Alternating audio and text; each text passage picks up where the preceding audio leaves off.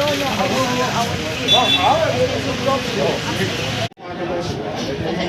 খালি মানুষকে করে দিব লাগে না যারা জানি পুরোনো জায়গায় বসে যাবো না বুদ্ধি বলে তাদের ইচ্ছা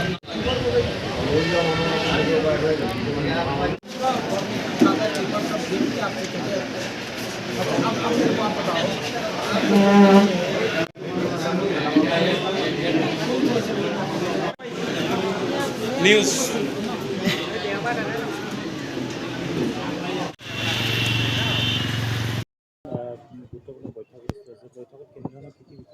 আচলতে আগন্তুক পঞ্চায়ত নিৰ্বাচনৰ কাৰণে আমাৰ সাংগঠনিক যিবোৰ কাঠামো আছে একেবাৰে আমাৰ বুথ কমিটিৰ পৰা মণ্ডল কংগ্ৰেছ ব্লক কংগ্ৰেছ সেই ধৰণে কেনেকৈ আছে তাৰে এটা ৰিভিউ এটা লৈছে আৰু তাৰ আৰু পৰামৰ্শও দিছে যে কি ধৰণে আৰু বেছি সক্ৰিয় কৰিব লাগে আৰু আমাৰ কৰ্মীসকলক উৎসাহিত কৰিছে যাতে পঞ্চায়ত নিৰ্বাচনত আমি যাতে বিপুলভাৱে যে কংগ্ৰেছ দলৰ মনোনীত প্ৰাৰ্থীসকল জয়লাভ কৰিব পাৰে তাৰ কাৰণে কেনে ধৰণে কাম কৰিব লাগে এই তাৰ এটা ৰোড মেপ এটা দিছে আৰু যে কি ধৰণে কৰিব লাগে সেইটো কথা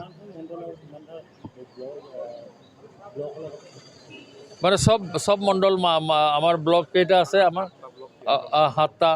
সাতটা ব্লক আছে আৰু 93টা মণ্ডল আছে আমাৰ এই ডিব্ৰুগড় জিলা কংগ্ৰেছৰ তলত তো এই গোটেইকেইজনকে মাতিছে আৰু এটা ব্লকৰ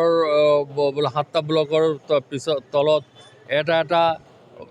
মণ্ডল মানে ব্লকত ক'ৰবাত 20টা আমাৰ মণ্ডল আছে ক'ৰবাত 22টা আছে ক'ৰবাত 18টা আছে এনেকুৱা মণ্ডল আছে আৰু এই যে মাতিছে চবকে হ'ব